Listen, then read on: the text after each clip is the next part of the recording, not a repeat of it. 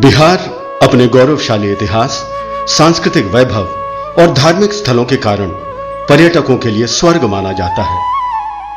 यहां चारों ओर हिंदू, बौद्ध, जैन, सिख और इस्लाम धर्म से जुड़े अनेक धार्मिक स्थल और कई ऐतिहासिक धरोहर हैं।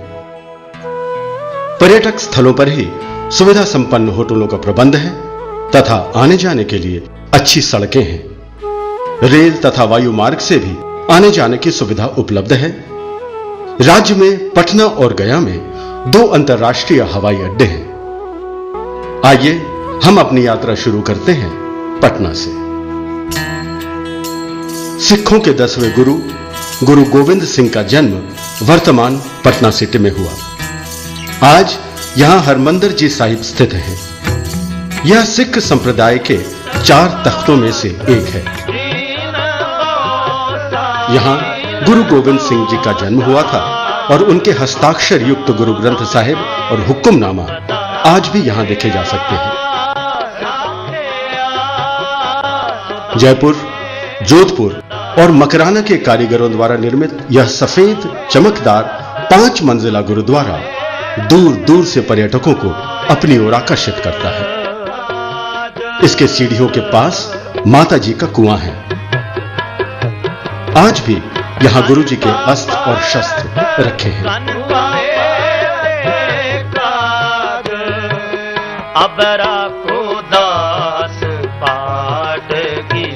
पटना से गया जाने के लिए सड़क मार्ग और रेल की सुविधा उपलब्ध है।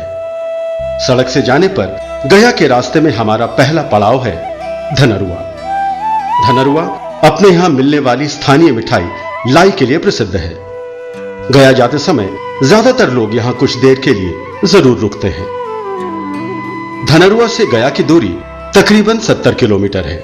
गया एक ऐतिहासिक धर्म स्थल है।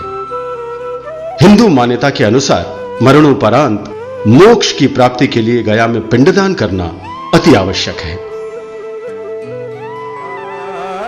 18वीं सदी में इंदौर की महारानी अहिल्याबाई ने यहां विष्णुपद मंदिर का निर्माण करवाया था। इसके वैदिक भाग में चांदी की अष्टभुजी द्रोणी में भगवान विष्णु के चरण चिन्ह स्थापित हैं। यहां पिंडदान कर लोग अपने पितरों के मोक्ष की कामना करते हैं। गया धर्म तथा संस्कृति का अद्भुत संगम है। संगीत में प्रसिद्ध गया घराने की गायकी का अपना अलग ही स्थान है।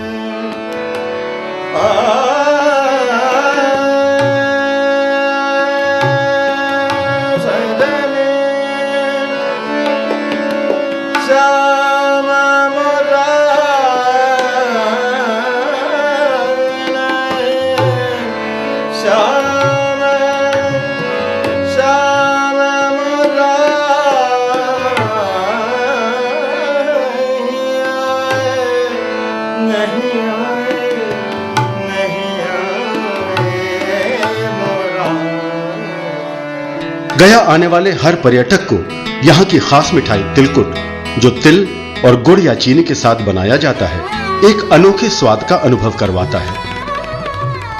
गया में ठहरने के लिए हर तरह के अच्छे होटल हैं। गया के महत्वपूर्ण स्थलों में एक है ब्रह्मयोनि पहाड़ी, जहां से पूरे शहर का नयनाभिराम अवलोकन होता है। मंगला गौरी स्थान एक विख्यात शक्तिपीठ है। यहां नवरात्रि में मेला लगता है।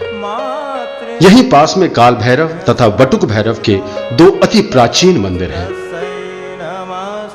गया से सड़क मार्ग से हम 18 किलोमीटर की दूरी तय कर आगे बोध गया पहुंचते हैं। निरंजना नदी के तट पर बसा यह एक अंतर्राष्ट्रीय ख्याति प्राप्त बौद्ध धर्म स्थल है। यहां इसी जगह बोधि वृक्ष के नीचे राजकुमार सिद्धार्थ को बुद्धत्व की प्राप्ति हुई थी और आगे चलकर वो गौतम बुद्ध कहलाए।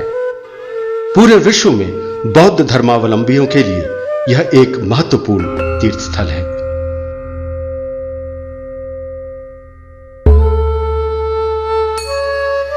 यह है प्राचीन महाबोधि मंदिर।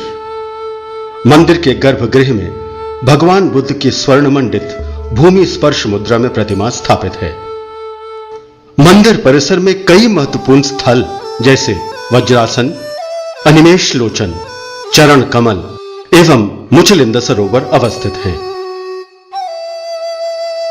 महाबोधि मंदिर के पास ही जापानी मठ, थाई मठ, चीनी मठ तथा श्रीलंका के मठ भी स्थित हैं। अपने अपने देश की स्थापत्य कला के सुंदर नमूने ये मंदिर आने वालों को शांति का संदेश देते हैं। जापान सरकार के सहयोग से निर्मित है यह 80 फीट की विशाल बुद्ध मूर्ति, जो बौद्ध दर्शन और ज्ञान की विशालता के प्रतीक समान है। दिसंबर और जनवरी माह में यहां पर मेला लगा रहता है। पूरा बोध गया क्षेत्र देश विदेश के सैलानियों और भिक्षुकों से भरा रहता है। इन विदेशी पर्यटकों को ध्यान में रखकर यहां पर अनेक अंतर्राष्ट्रीय स्तर के होटल बने हैं, जहां पर विदेशी स्तर का रहन सहन एवं खान पान उपलब्ध है। पूरे देश से गया तथा बोध गया सड़क एवं रेल मार्ग से जुड़ा है। विदेशी पर्यटकों के लिए एक अंतर्राष्ट्रीय हवाई अड्डा भी है। मुख्य मंदिर के पीछे खुले क्षेत्र में अस्थायी रूप से अनेक जगहों पर खाने पीने की व्यवस्था है। यहां पर चाइनीज और थाई भोजन सस्ते दर पर उपलब्ध हैं। बोध गया से हम चलते हैं राजगीर की ओर। सड़क के दोनों ओर बसे छोटे छोटे गांव, हरे भरे जंगल और खेत हर आने वालों का मन मोह लेते हैं। वन एवं पर्वतों से घिरा यह एक दर्शनीय स्थल है। महाभारत काल के सम्राट जरासंध की राजधानी रही थी राजगीर।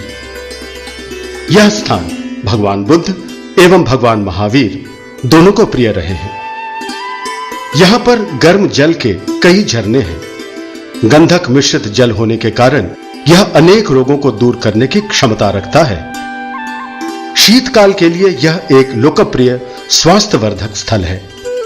यहां के गिद्धकूट पर्वत पर भगवान बुद्ध ने बहुत समय बिताया था। इसी की चोटी पर बैठकर उन्होंने धर्मोपदेश दिए थे। पास ही रत्नागिरी पर्वत की चोटी पर विशाल विश्व शांति स्तूप जापान के बौद्ध संघ द्वारा बनवाया गया है। स्तूप के पास ही एक बौद्ध विहार का निर्माण भी किया गया है। शांति स्तूप की पैदल चढ़ाई मार्ग के साथ यहां जापान के फूजी गुरुजी द्वारा एक रज्जु मार्ग का निर्माण किया गया है, जो अब बिहार सरकार द्वारा संचालित किया जाता है।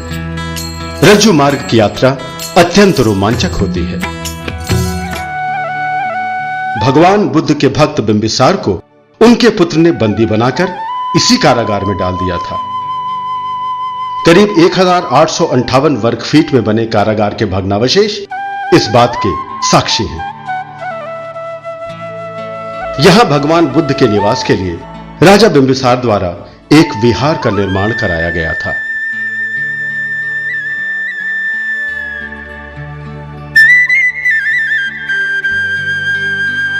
राजगीर में ही अवस्थित मनियार मठ बेलनाकार ईंटों की संरचना है। यहां पर परंपरागत शैली के कई मंदिर और भग्नावशेष हैं। मनियार मठ के बाद आगे की यात्रा में हम पहुंचे हैं स्वर्ण भंडार। लोगों का मानना है कि यहां प्राचीन खजाना छिपा है। इसके दीवारों पर अनजानी भाषा में खुदी हुई लिपि के बारे में कहा जाता है कि इसको पढ़ लेने पर इसका द्वार खोला जा सकेगा, परंतु आज तक इसे पढ़ा नहीं जा सका है। इतिहासकारों का मानना है कि ईसा के 200 वर्ष पूर्व जैन काल का यह एक प्राचीन धरोहर है। नानक कुंड के समीप के क्षेत्र में कभी गुरु नानक जी प्रवास किया करते थे। यहां पर बने गुरुद्वारे में सिख यात्री बड़ी संख्या में आते हैं। जैन धर्मावलंबियों के मुख्य आकर्षण के केंद्रों में एक है वीरायतन। चारों ओर सुंदर सजे उपवन और शांत पवित्र वातावरण यहां आने वाले हर पर्यटक को आंतरिक आनंद का अनुभव देते हैं। यही वह स्थान है जहां श्री अमर मुनि महाराज जी जैन गुरु का आश्रम था। राजगीर में चारों ओर अनेक स्मृति स्थल हैं, जैसे रथ मार्ग, जहां रथ के पहियों के निशान अंकित हैं। इस भूमि पर जगह जगह दुर्लभ लिपि अंकित है, जिसका अर्थ अस्पष्ट है। प्राचीन काल का राजगीर 40 से 48 किलोमीटर तक चारों ओर विशेष पत्थरों से बनी सुरक्षा दीवार से घिरा हुआ था। इस प्राचीन सुरक्षा प्राचीर के अवशेष हमें अपनी विशालता का एहसास कराते हैं।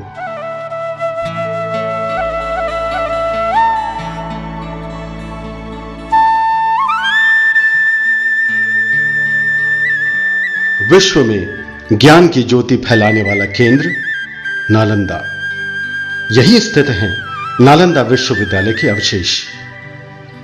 यहां आने के क्रम में हम एक छोटे से बाजार सिलाव से गुजरते हैं, जहां सड़क के दोनों ओर छोटी छोटी दुकानें बनी हैं। और आश्चर्य की बात है कि हर दुकान पर सजी है एक खास तरह की स्थानीय मिठाई, जिसका नाम है खाजा। खाजा का शाब्दिक अर्थ खा जा, यानी खाने वाली चीज, और सचमुच इसे चखने पर लगता है कि यह तो है ही खाने वाली चीज, खाजा। नालंदा के भग्नावशेष आज भी हमारे गौरवशाली अतीत की याद दिलाते हैं, जब विश्व के अनेक देशों के विद्वान यहां ज्ञान प्राप्ति के लिए आते थे। 5वीं शताब्दी में स्थापित यह विश्वविद्यालय 12वीं शताब्दी तक ज्ञान विज्ञान के प्रचार प्रसार का कार्य करता रहा। यहां पर 10,000 विद्यार्थी तथा 1,000 आचार्यों की रहने तथा पठन पाठन की व्यवस्था थी।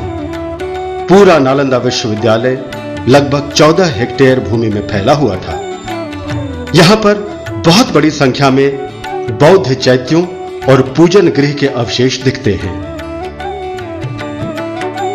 यहां एक विशाल पुस्तकालय भी था, जिसकी समृद्धि के बारे में कहा जाता है कि जब बख्तियार खिलजी ने इसमें आग लगा दी तो यह 6 महीने तक जलता रहा। विश्वविद्यालय में विद्यार्थियों के रहने, खाने तथा नहाने की अति उत्तम व्यवस्था थी। प्रयोगशाला कार्य तथा भोजन बनाने के लिए सामूहिक चूल्हों का प्रयोग होता था। विद्यार्थियों को उनकी वरीयता के अनुसार कमरों का आवंटन किया जाता था। भगवान बुद्ध के शिष्य सारिपुत्र की जन्मस्थली भी नालंदा ही रही है। नालंदा विश्वविद्यालय में 637 ईस्वी में चीन के विद्वान युवक हुएनसांग ने प्रवेश किया। महान विद्वान 106 वर्षीय शीलभद्र उस समय नालंदा विश्वविद्यालय के कुलपति थे। यहीं हुएनसांग ने महायान दर्शन का संपूर्ण अध्ययन किया।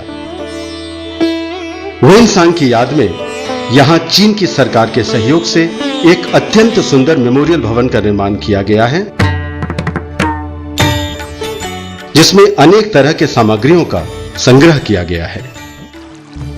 वर्तमान बिहार सरकार द्वारा मुख्यमंत्री नीतीश कुमार के मार्गदर्शन में नालंदा के पुराने गौरव को प्राप्त करने का अति विशिष्ट कार्य शुरू किया गया है।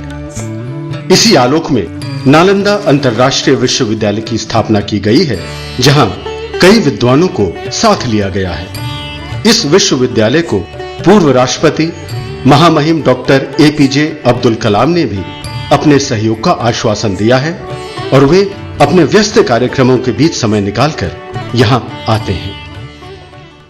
नालंदा और राजगीर के बीच में स्थित है यह छोटा सा गांव कुंडलपुर।